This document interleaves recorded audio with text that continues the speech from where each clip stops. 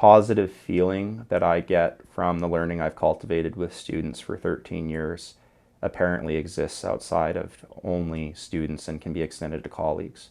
That I can be as gratified at a personal level and enjoy it as much to the level of wanting to talk about it with my wife or just think about it on a drive home. That is also reflected in me with my colleagues, and that I wish I had considered that a little bit earlier in my career. And it's enjoyable for me at this point as an educator to recognize that I can personally be empowered, my enthusiasm can be empowered by the sharing of myself with my colleagues.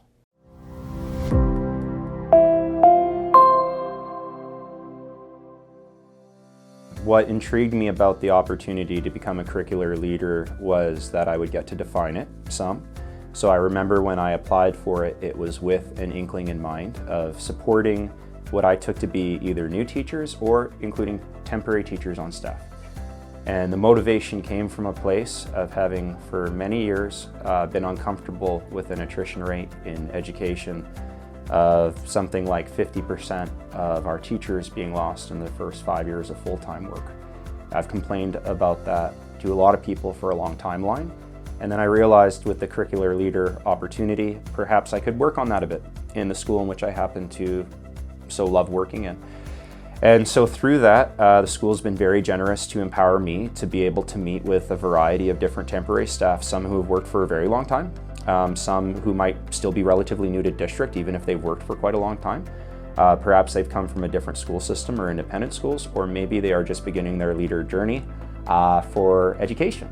And it's been an enjoyable process for me because through that, what I'm trying to do is sit down with collaboration time with them and invest in producing literacy and mentorship on topics they're interested in, and also providing literacy about our district and what the district values, and making space and time for them to feel heard, feel seen, and to be able to bring up anything that they would like for professional development.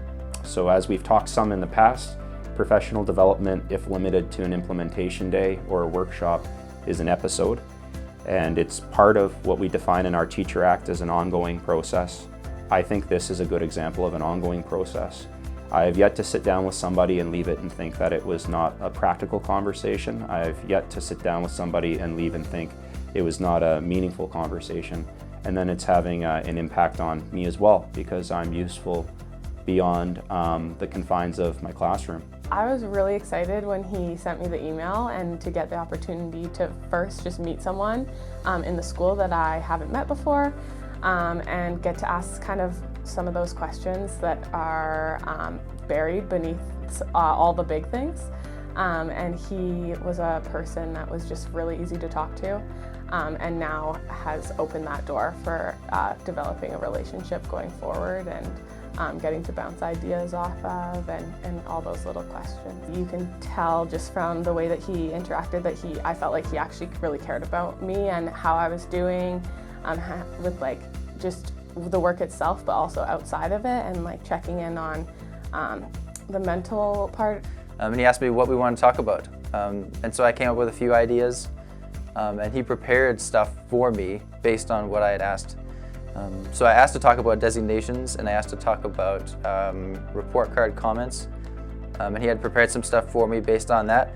And he also had some things that he wanted to talk about, which I also appreciated.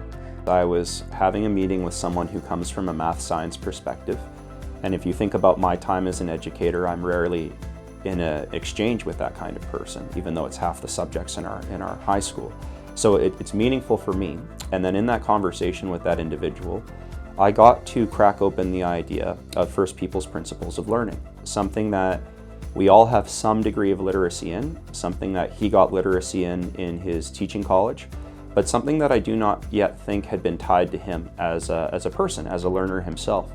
And so my focus then was taking something that we all agree has value and making it feel authentic and personalized to the individual. So we actually picked one that he felt he could connect with and discussed how might that First People's Principle of Learning exist within a science. I found a lot of value in it, and I think that experienced teachers should participate more in mentorship, whether it's doing something like Andrew, whether it's taking a student teacher. And even if you are somewhat new, I'd say you still have something to offer a new teacher. There are some younger teachers in the department that I have been helped by. Even if they've got a little bit more experience than me, we can still work together. There's a lot to learn from everybody. This is my 8th year of teaching. I've traveled and taught in different provinces and countries, so I'm not new to being new. And so I think in my interview I even asked about mentorship, and I was thankfully right away sent off to Andrew King. And so it was great because I was teaching a course I'd never taught before. And so it's Socials 9. It's like an incredibly wide scope of what you can teach. It's like spans 300 years. And so I was like very overwhelmed. And so working with Andrew, he was able to, together we kind of broke down scope and sequence, logical orders of like an entire course, and then break that down into scope and sequences of units and different assessments and different types of projects and other just resources that were incredibly helpful. And so when you're teaching something new, which happens often and there's just like so much to consider, it just kind of created a foundation that I really needed. I believe that a simple 2-hour meeting with me accelerated the rate at which that person would get comfortable, know what those courses would look like for the year, and through that also be able to invest in making the most of those courses for themselves and for their students. So rather than a scarcity perspective or a I'm drowning perspective, that we'd be empowering that person to not only have a great year, that we're empowering them to want to return and we're empowering them to want to stay. I believe it demonstrates that we're the kind of district that's making an investment in people that we care about and that we're showing as a school that we're trying to promote an inclusive culture.